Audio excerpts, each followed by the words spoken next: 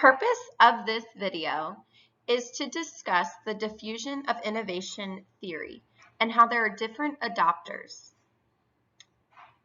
In this presentation, we will learn how to utilize those adopters in a new technology innovation being implemented into a school. SAHI 2006 discusses the different types of adopters. The first type of an adopter is an innovator. These are the ones who are willing to try new ideas. These are the ones who are always wanting to try the latest and greatest thing, and oftentimes they're the ones who start new innovations. The next type is the early adopters. So these are usually the leaders in the new technology innovation. So their attitudes towards the innovation is important because they are the ones that are guiding the others. The next type of adopter we have is early majority. So the next two, early majority and late majority, are where the majority of the people will be in, according to the curve from Rogers. So the early majorities takes longer to adopt an innovation,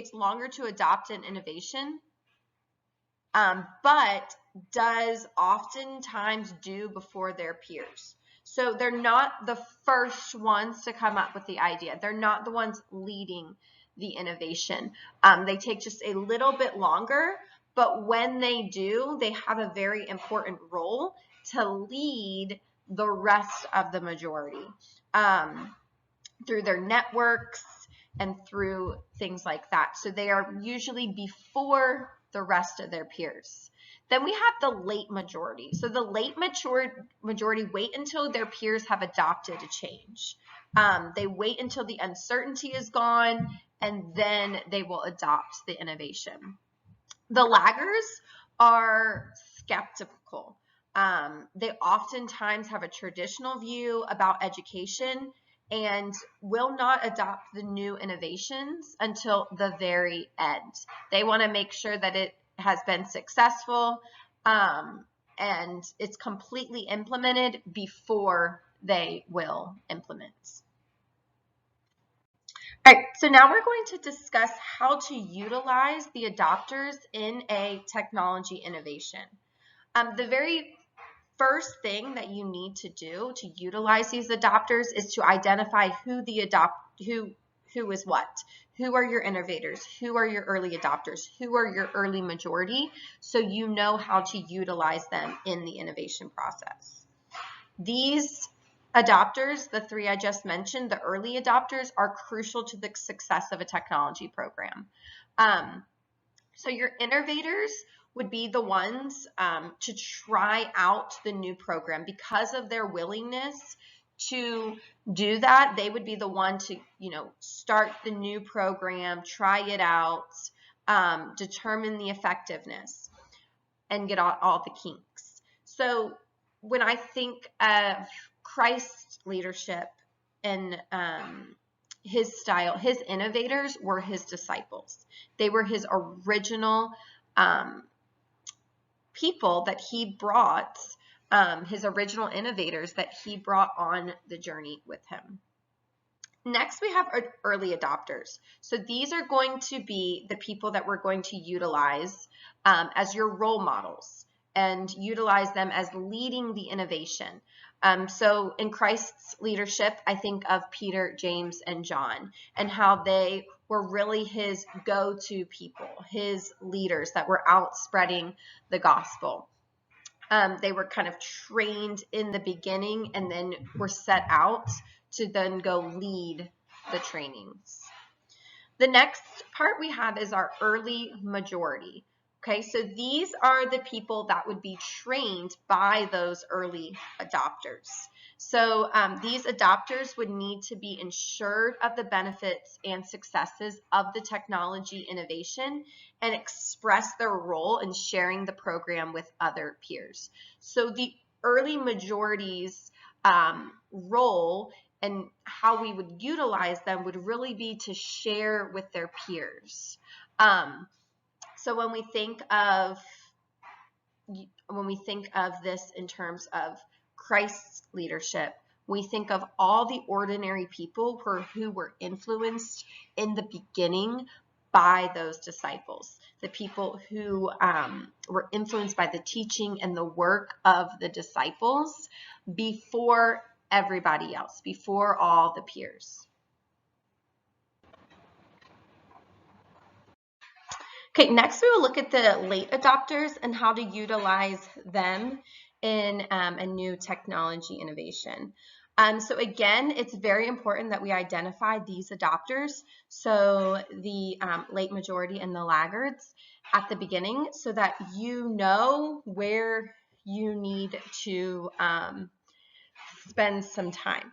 So when working with the late majority through this process, they need to be provided with peer support.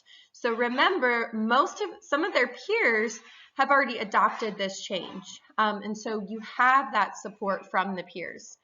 It is essential to listen to these adopters and ensure all their challenges and concerns are valid, letting them know that, yes, I understand that concern, but creating a plan in place to eventually be able to adopt. And you have to be patient with these adopters.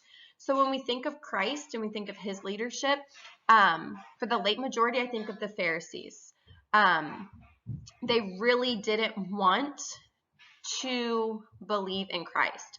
And it took time, and it took him explaining and, coming up with clarity for their misunderstandings in order to get them to adopt his ideas. Next, we have the laggards. So these adopters will need intense training on the innovations. Because remember, these adopters are used to traditional views. And so they are not going to want to adopt this new innovation. And as well as demonstrating the benefits that they will experience through the innovation. They need to see it firsthand, the benefits, before they're going to come along. So Chakirolo 2022 did a study comparing Rogers' diffusion of innovation with the online learning after COVID-19. And again, they found that it was very, very important for the intense training of those laggards. If they didn't have the training that they needed, they would not adopt this change. When we think of Christ and his leadership, I think of the thief on the cross, the very last person to adopt the change. They needed to see, the thief needed to see Christ on that cross and needed to realize this is real. This is really happening. Just like with technology, this is happening. This is the way it is going. And so it's time to jump on board and be a part of the innovation. The parallels between the diffusion of innovation theory and Christ's leadership and the journey are astounding. So we can really learn a lot through Christ and through his leadership styles when we are influencing people to adopt a new technology innovation. So through his work, Christ was the ultimate leader of innovation. He led through compassion and empathy. He accepted all people and never gave up on anyone. Christ built up his leaders to maximize his efforts. So he built up those leaders, like we talked about, the early majority, the original disciples, to maximize his efforts. This type of leadership promotes positive change and innovation. And it is essential that when we are adopting and innovating a new technology, that we think back to Christ and think about his leadership to guide us in the process.